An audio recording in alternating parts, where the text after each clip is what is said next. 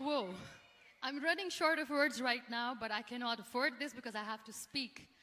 Thank you so much for all the love, for all the warmth. Thank you for accepting me. Thank you very much.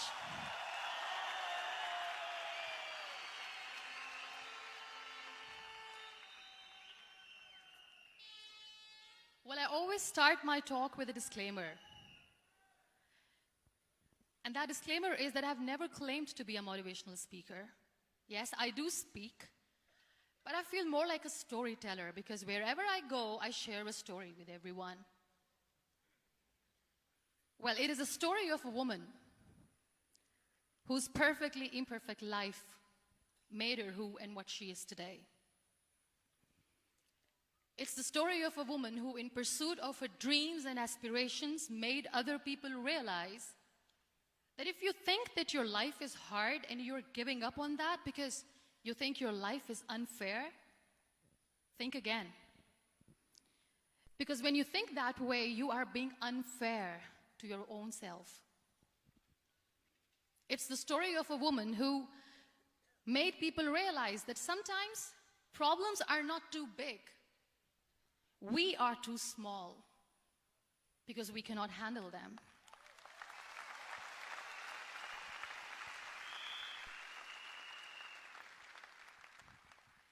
It is the story of a woman who with time realized that real happiness doesn't lie in success, money, fame. It lies within. Real happiness lies in gratitude. So I am here, and I'm going to share the story of that woman. That is my story. The story of gratitude.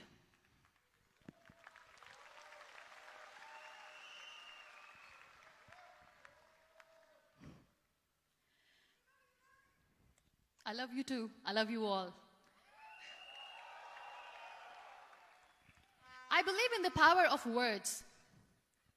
Many people speak before they think. But I know the value of words. The words can make you, break you, they can heal your soul, they can damage you forever. So I always try to use the positive words in my life wherever I go. They call it adversity, I call it opportunity. They call it weakness, I call it strength. They call me disabled, I call myself differently abled. They see my disability. They see my disability, I see my ability.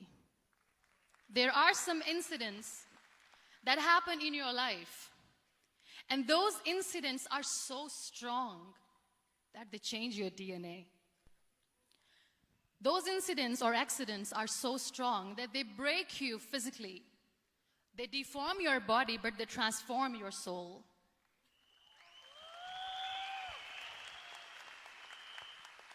Those incidents break you, deform you, but they mold you into the best version of you. And the same thing happened to me. And I'm going to share what exactly happened to me. I was 18 years old when I got married. And this thing I'm sharing for the very first time on an international level. I was 18 years old when I got married. I belonged to a very conservative family, a Baloch family, where good daughters never say no to their parents. My father wanted me to get married. And all I said was, if that makes you happy, I'll say yes. And of course, it was never a happy marriage. Just about after 2 years of getting married, about 9 years ago, I met a car accident. Somehow my husband fell asleep and the car fell in the ditch. He managed to jump out, saved himself. I'm happy for him. But I stayed inside the car and I sustained a lot of injuries. The list is a bit long. Don't get scared. I'm perfectly fine now. Radius ulna of my right arm were fractured. The wrist was fractured. Shoulder bone and collarbone were fractured. My whole rib cage got fractured. And because of the rib cage injury, lungs and liver were badly injured. I couldn't breathe. I lost urinary bowel control. That's why I have to wear the bag wherever I go. But that injury that changed me and my life completely as a person and my perception towards living my life was the spine injury. 3 vertebrae of my backbone were completely crushed, and I got paralyzed for the rest of my life. So this accident took place in a far-flung area in the outskirts of a very small province, Balochistan, where there was no first aid, no hospital, no ambulance. I was in the middle of nowhere in that toppled car. Many people came to rescue. They gave me CPR. They dragged me out of the car. And while they were dragging me out, I got the complete transection of my spinal cord. And now there was this debate going on. Should we keep it here? She's going to die. Where should we go? There is no ambulance. There was this 4-wheeler Jeep standing in the corner of the street. They said, put her in the back of the Jeep and take her to the hospital, which is 3 hours away from this place. And I still remember that bumpy ride. I was all broken. They threw me at the back of the Jeep and they rushed me to the hospital. That is where I realized that my half body was fractured and half was paralyzed.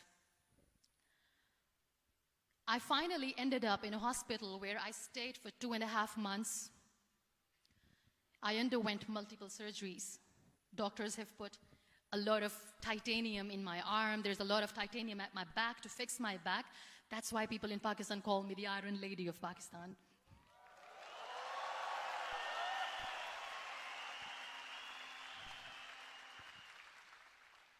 Sometimes I wonder how easy it is for me to describe all this all over again. And somebody has rightly said that when you share your story and it doesn't make you cry, that means you have healed.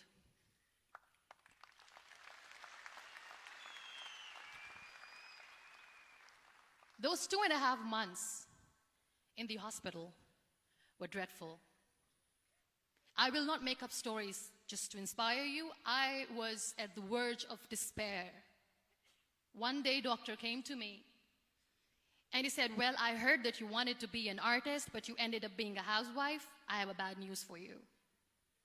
You won't be able to paint again because your wrist and your arm are so deformed, you won't be able to hold a pen again. And I stayed quiet. Next day, doctor came to me and said, your spine injury is so bad, you won't be able to walk again. I took a deep breath and I said, it's all right. The next day, doctor came to me and said, because of your spine injury and the fixation that you have in your back, you won't be able to give birth to a child again. That day, I was devastated. I still remember, I asked my mother, why me? And that is where I started to question my existence. Why am I even alive? What's the point of living? I cannot walk, I cannot paint, fine. I cannot be a mother. And we have this thing in our heads, being women, that we are incomplete without having children. I am going to be an incomplete woman for the rest of my life. What's the point? People are scared. They think I will get divorced. What is going to happen to me? Why me? Why am I alive? We all try to chase this tunnel. We all do this because we see light in the end of the tunnel, which keeps us going.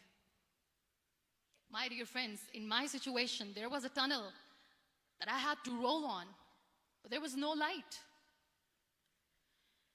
And that is where I realized that the words have the power to heal the soul. My mother said to me, this too shall pass. God has a greater plan for you. I don't know what it is, but He surely has.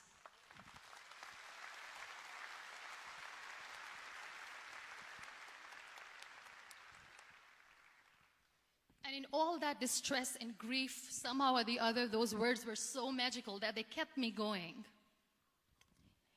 I was trying to put that smile on my face all the time, was hiding. It was so hard to hide the pain, which was there. But all I knew was that if I will give up, my mother and my brothers will give up too. I cannot see them crying with me.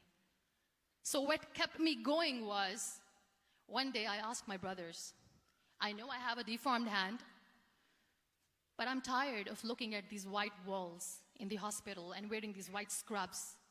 I'm getting tired of this. I want to add more colors to my life. I want to do something. Bring me some colors. Bring me some small canvas. I want to paint.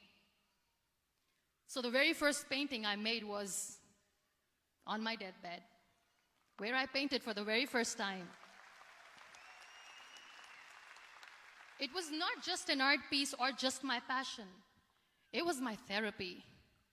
What an amazing therapy it was. Without uttering a single word, I could paint my heart out. I could share my story.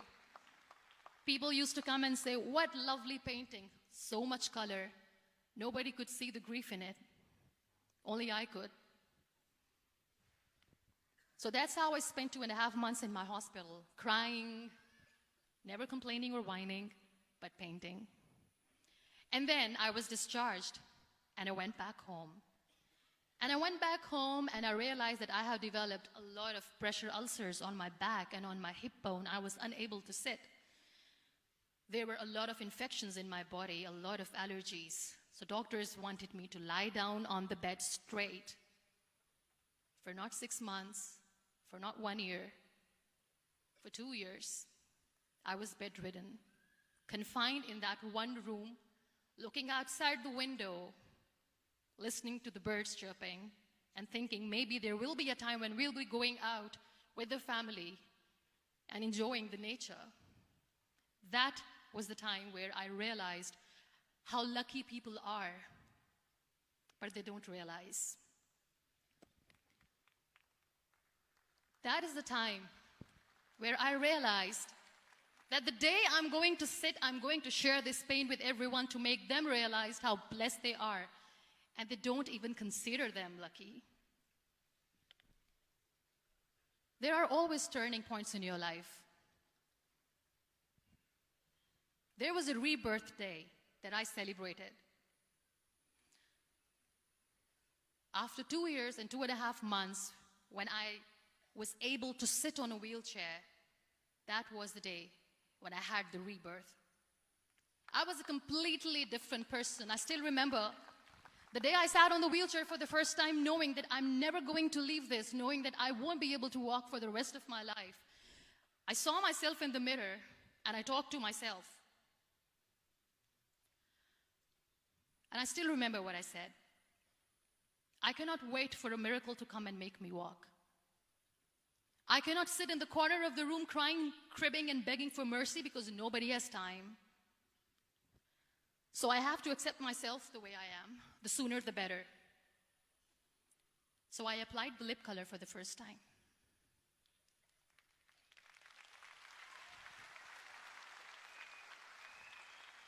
And I erased it. And I cried. And I said, what am I doing? A person on a wheelchair should not do this. What will people say? Clean it up. Put it again. This time I put it for myself. Because I wanted to feel perfect from within.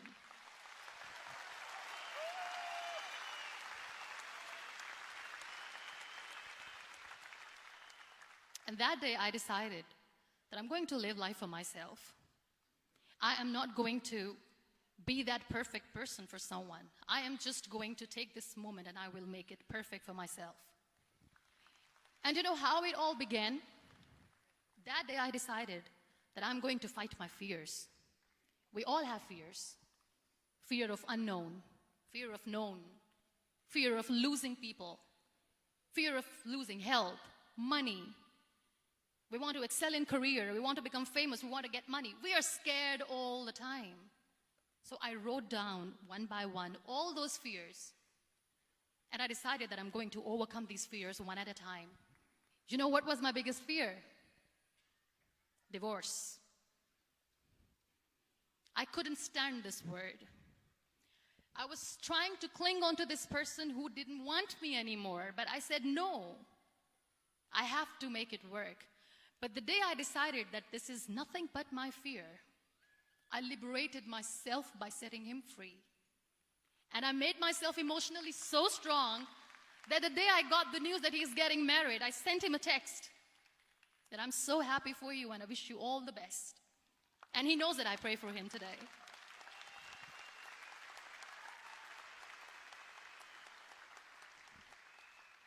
My biggest fear, number 2, was I won't be able to be a mother again. And that was quite devastating for me. But then I realized there are so many children in the world, all they want is acceptance. So there is no point of crying, just go and adopt one. And that's what I did.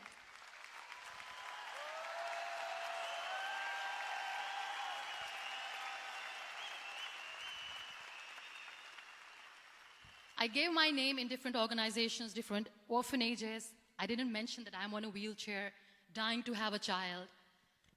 So I just told them that this is Muniba Mazari and she wants to adopt a boy or girl, whatsoever, but I want to adopt a kid. And I waited patiently.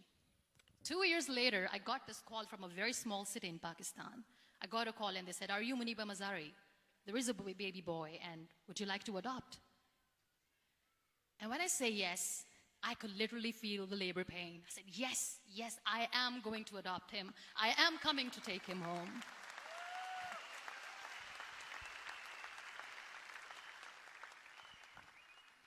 And when I reached there, the man was sitting and he was looking at me from head to toe. And in back of my head, I kept thinking that, oh my God, he's going to say she's on the wheelchair, she doesn't deserve it. How is she going to take care of him? And I looked at him and I said, do not judge me because I'm on the wheelchair. But you know what he said?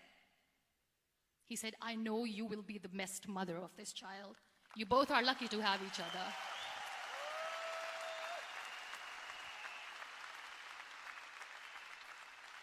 And that day, Niall was 2 days old, and today he's 6.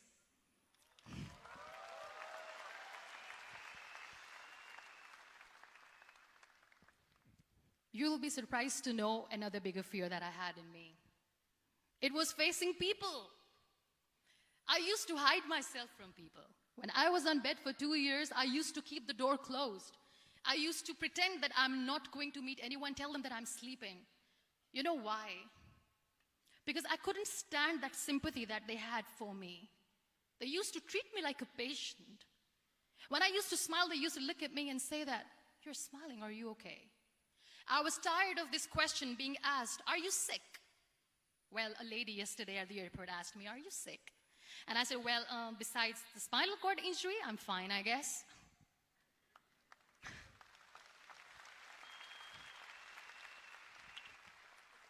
But those are really cute questions. They never used to feel cute when I was on the bed.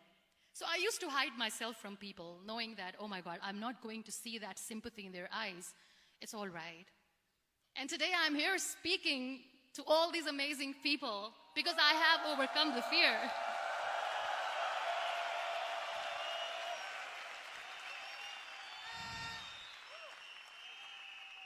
You know, when you end up being on the wheelchair, what's the most painful thing? That's another fear that people on the wheelchair, or the people who are differently abled, have in their hearts, but they never share. I'll share that with you. The lack of acceptance. People think that they will not be accepted by the people because we, in the world of perfect people, are imperfects. So I decided that instead of starting an NGO for disability awareness, which I know will not help anyone, I started to appear more in public. I started to paint. I always wanted to. I have done a lot of exhibitions. I'm Pakistan's first wheelchair-bound artist. I have done a lot of modeling campaigns, different campaigns for brands like Toni and Guy.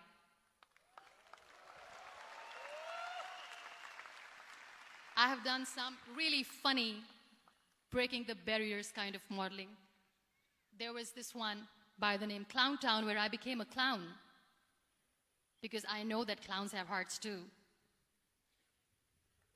And then I also decided that if I really want to make the difference, I am not going to let people use me for their polio campaigns where they will make you a victim and an emblem of misery and mercy and will say that, you know what, give polio drops to your children or they'll become like this girl.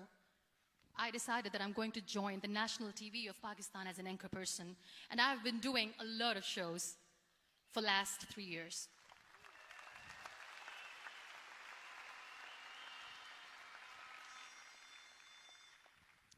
So when you accept yourself the way you are, the world recognizes you. It all starts from within.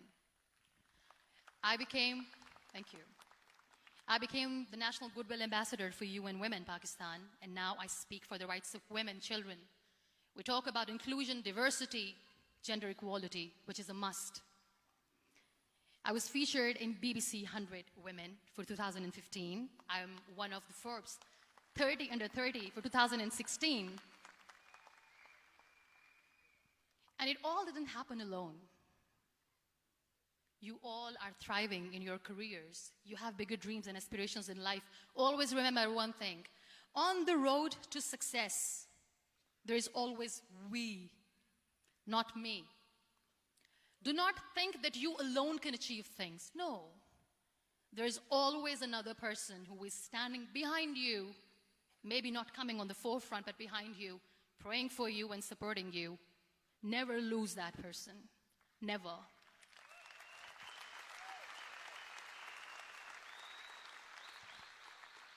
No matter how much I say that I couldn't find a hero, so I became one, I still want to recognize those 3 people in my life who literally changed my life completely, and I get inspiration from them every single day. Waleed Khan. Many people know about the terrorist attacks in Pakistan. We have lost many people. And I'm sharing this with a very heavy heart because we actually have lost a lot of people in this huge turmoil of terrorism. These people are barbarians. They do not see people. They're even worse than animals. They have killed people in mosques. They have killed people in churches, temples, even in schools. There was this terrorist attack in Army Public School, Peshawar, where these terrorists entered in an examination hall and they killed our children. And in that attack, that day, this beautiful boy, Waleed Khan, who was my hero, my real life hero, was the proctor who was taking care of the students, was keeping an eye on the students. Those barbarians shot him 3 times in the face, 5 times on his body, and he fell down. I was asked to give a talk in the school after a week of that terrorist attack. With a very heavy heart, I went there and I spoke. We sang a few national songs. I thought that maybe I've done my part, but deep inside, it was killing me. I could see children injured. I could see children sitting on the wheelchairs looking at me wondering, what next? What was our fault? Just because we were here to give examination, we have been shot. So many people, so many children lost their friends. Their classrooms were empty. The next day they went to the classroom. So this kid, Waleed Khan, I was asked that he is in a hospital right now, and you have to go and see him and motivate him and tell him that it's going to be okay. And when I saw Waleed Khan coming on the wheelchair for the first time in front of me, face was all deformed. His leg was fractured, his arm was fractured. He couldn't talk, he lost his teeth. He cannot sneeze, he cannot smell. He cannot eat. And I kept thinking, what should I say? That everything is going to be all right? No, nothing is all right. And while I was juggling with the words, what to say, what not to say, this beautiful child, Waleed Khan, came to me and he said, "Are you Muniba Mazari?" I said, "Yes." He said, "Baji, let's take a selfie."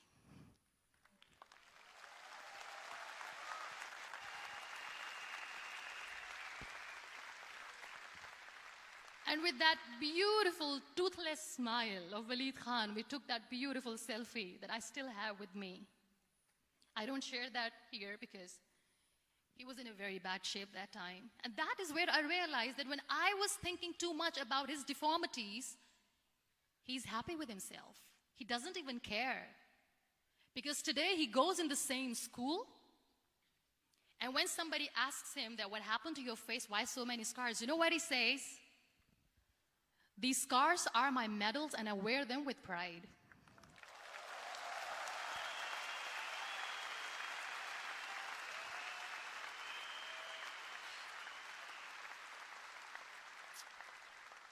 And how beautifully he says the terrorists wanted me not to study. I am going to study. I will become a doctor one day. And this is my way of taking revenge from those terrorists. Another real-life hero, of course, my son. His name is Nile, N-I-L-E, River Nile. I learned so much from this kid. The first and foremost thing is patience. How to be patient when you know that your mother cannot walk, when you know that your mother is different from the other women, when you know that your mother cannot go out and play with you, how to stay calm. He loves football. And when we got the very first football, he was 4 years old. He was super excited. I still remember he came in the room and he said, "Mom, let's play football." And he kept the ball in my feet. And he said, "Let's kick it." And that day I felt disabled. I said, "I cannot kick the ball." And I was down with the same face. He looked at me and he said, "Well, that's all right. Your legs are not working, but your hands do. Let's play catch the ball."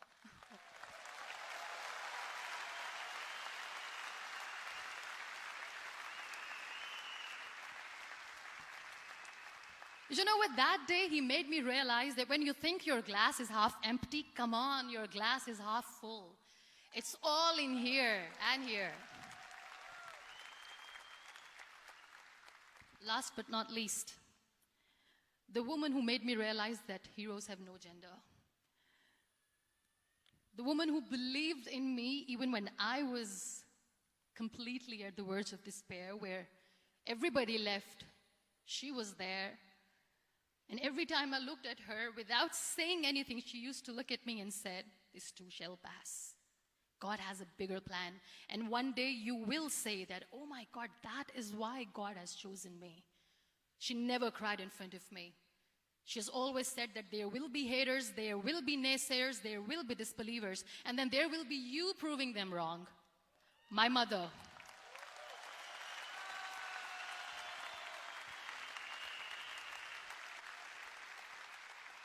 Whatever I am today, I'm nothing without her. I'm nothing without her. Thank you, Mama. I wish you were here. Thank you for making me who I am today.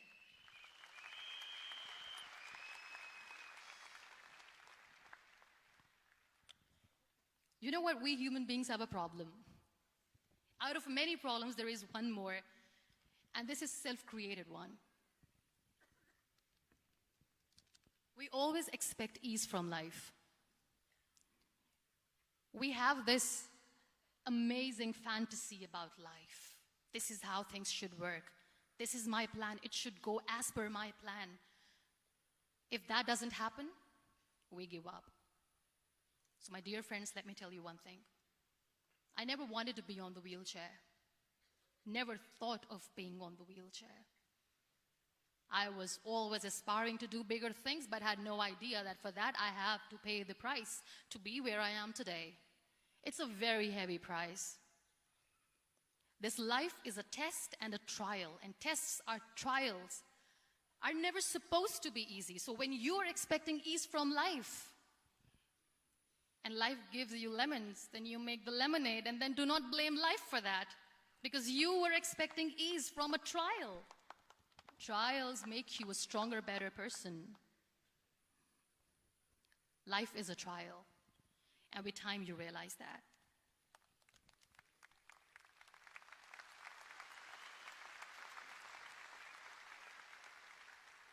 It is okay to be scared. It is okay to cry. Everything is okay, but giving up should not be an option.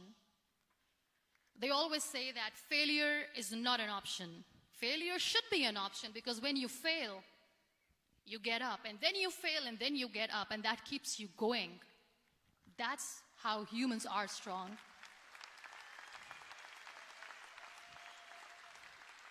Failure is an option, should be an option, but giving up is not. Never. We have this thing in minds. We call it perfection. We want everything perfect. We want ourselves to be perfect. There is this image in our head about everything. Perfect life, perfect relationships, perfect career, perfect amount of money that we need to earn no matter what. Nothing is perfect in this world. We all are perfectly imperfect, and that is perfectly all right. That's all right. We were sent here not to become the perfect people. Those people who tell you how to look perfect, even those people are imperfect. Trying to fight this fear of looking imperfect. I used to be perfect. I still remember. I got this compliment years ago when I used to walk. Oh my God, look at you. You're fair, you're tall, you're perfect. Look at me now. You're still perfect. Only the perfect eyes can see that. Only the perfect eyes will see that. Only the perfect eyes will see that. So yes, in all those imperfections, you have to listen to your heart. You don't have to look good for people. You don't have to be perfect just because other people want you to be perfect. If your soul is perfect from within, that's all right. This is all what you want. This is all what you need to be. Our society has made very weird kind of norms to look perfect and great. For men, it's different. For women, it's different. We think too much about what people say. We listen to ourselves too little. You know what makes you perfect? When you make someone smile. You know what makes you perfect? When you try to do something good for the people around you. You know what makes you perfect? When you feel someone's pain. And how beautiful pain is that it connects you with people. No other medium can connect you with others but pain. That's why I always say that I'm in pain, and that's a blessing in disguise for me. Today, just because I'm in pain and I'm on the wheelchair, I work for children. Being the head of CSR for a company, we conduct medical camps in far-flung areas of Pakistan where so many kids die because they don't have medical facilities. And I personally believe just because they cannot afford to live doesn't mean we'll let them die. So we give them money, we give them medical treatment, we try to heal their wounds, physical and emotional. And I also work for the beautiful people, we call them third gender, the transgender community of Pakistan. You know what connects me with them? All my imperfections. When I go and I hug them, they never judge me. And this very good friend of mine, her name is Bijli. Bijli means electricity. She calls herself electricity. And I said, are you electricity? She says, no, I'm lightning. I'm as strong as lightning. Because we have very bad power outage, so she doesn't want me to call her electricity. So she says, I am very strong. I'm thunder, I'm lightning. She came to me, and the first time I hugged her, she said, you are just like me. And I said, yes, I am like you. Because to people, we are so imperfect. So how beautiful these imperfections are, that because of these imperfections, you can connect with people. Then why are we all running after being perfect? What's the point?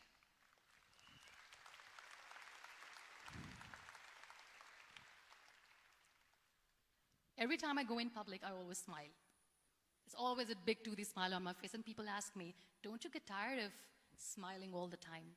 What's the secret? I always say one thing, that I have stopped worrying about the things that I have lost, the people that I have lost.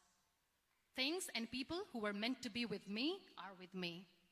And sometimes, somebody's absence makes you a better person. Cherish their absence. It's always a blessing in disguise.